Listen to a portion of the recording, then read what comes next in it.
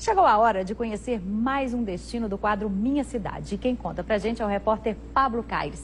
Boa tarde, Pablo. Aonde você foi dessa vez? Boa tarde, Maria. Boa tarde a todos. Eu estive em Buenópolis, na região central do estado. Um município de moradores simples, de belas paisagens, boas histórias e curiosidades também. Você já imaginou, Maria, por exemplo, uma rua em que passa um córrego no meio? Difícil imaginar. Essa foi algumas das situações inusitadas que eu e o repórter cinematográfico Ricardo Alves encontramos por lá. Veja só.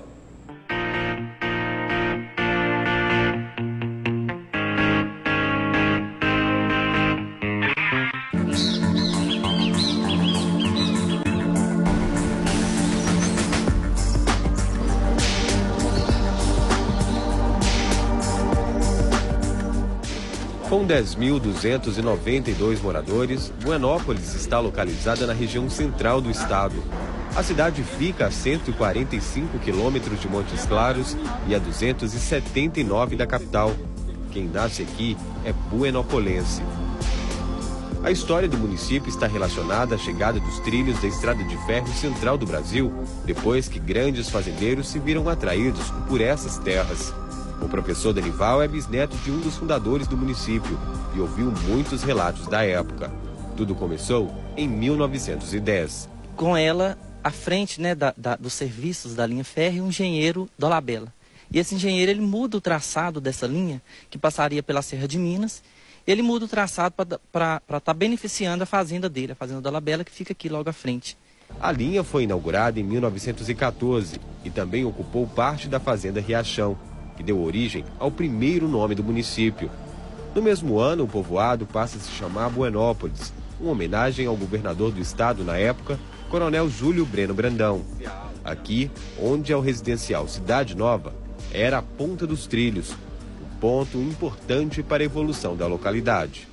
Toda a produção do norte de Minas e da Bahia passava por estas ruas, em direção ao Curral de Contagem, que hoje já não existe mais. Na estação de embarque, era transportada para os grandes centros no sul do país.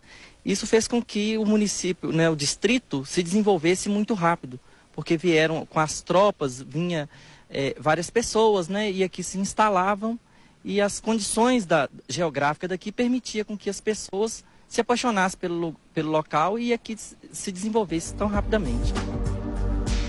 Outra riqueza histórica de Buenópolis é o distrito de Curimataí, que fica a 35 quilômetros da sede do município. O lugar foi herdado de Diamantina e é a grande paixão de seu Márcio. O morador conhece bem a história do local.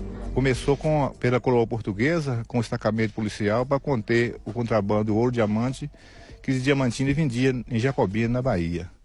E por aí foi aumentando o pessoal, né? Na Praça Matriz está a igreja de Nossa Senhora da Conceição, construída ainda no século XVIII. Mas as curiosidades são muitas. Parece cachoeira, mas é só uma das muitas quedas d'água que passam em frente às casas dos moradores na rua São Sebastião, mais conhecida como a Rua do Rego, no distrito de Curimataí. Barulhinho, nossa, pra gente dormir é coisa ótima. Cerca de 1 quilômetro de rua sem nada de asfalto, só grama e muita, mas muita água. Aqui, os moradores costumam lavar as roupas na porta de casa. É tradicional lavar aqui. É muito bom, né? Que a água aqui ela é boa, corá. Em quase todas as casas da rua existem galhas d'água como esta. E aqui é o lugar que todo mundo deseja morar.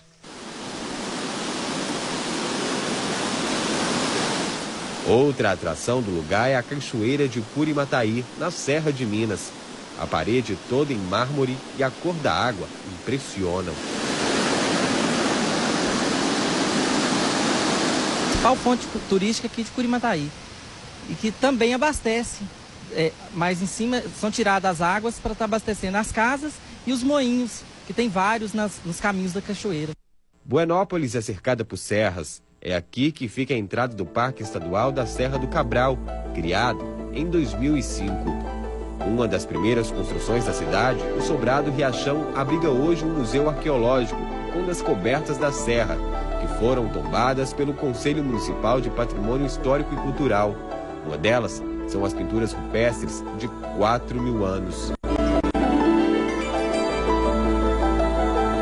Essas pinturas elas retratam um modo de vida que é chamado então cabralinos, seria a caça, seu modo de viver, na verdade, né, que focando mais a questão da caça, a questão de animais e mudança que tinha na Serra do Cabral. O parque tem 22.495 hectares. Aqui existem nascentes responsáveis pelo abastecimento de várias comunidades e também uma grande diversidade da flora e da fauna brasileira.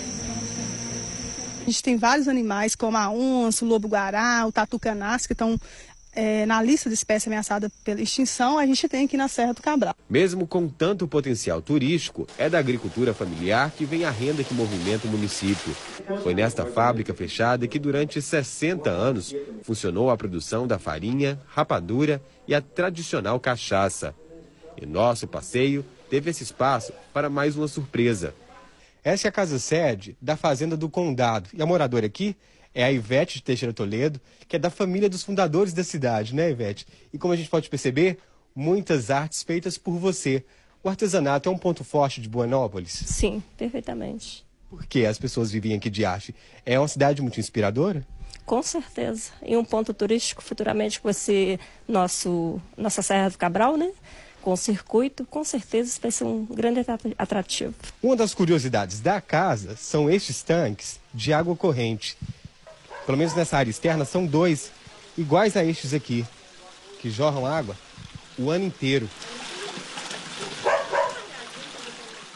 Belas paisagens, tranquilidade nas ruas, com moradores sentados nos bancos das praças. Assim é Buenópolis, uma cidade para se conhecer e apaixonar. É um lugar bom de viver, de morar. É uma cidade sossegada, né? Eu gosto daqui. O pessoal, tanto da cidade quanto o pessoal de fora, é muito bem recebido e muito admirado por todos e até mesmo pela cidade.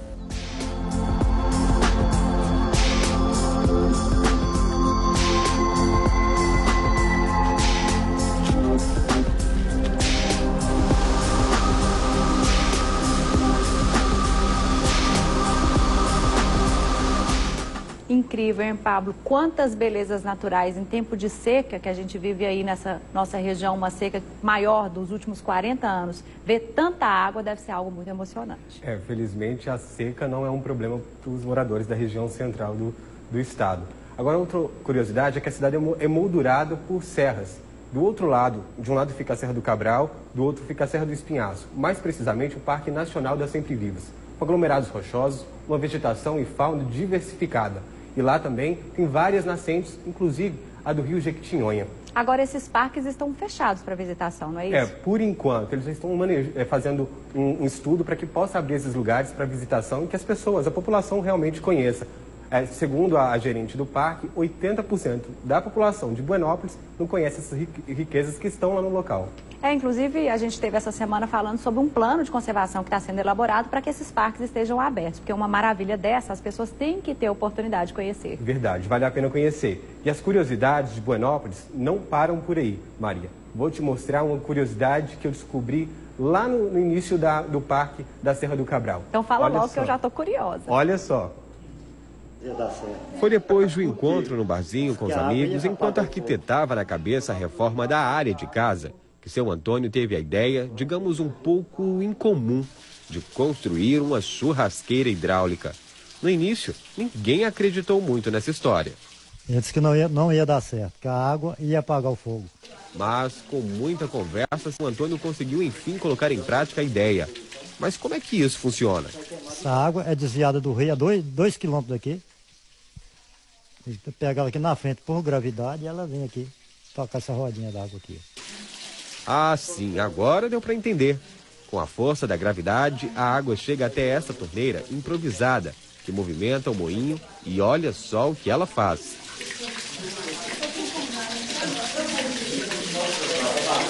E a carne, como é que fica, seu Antônio?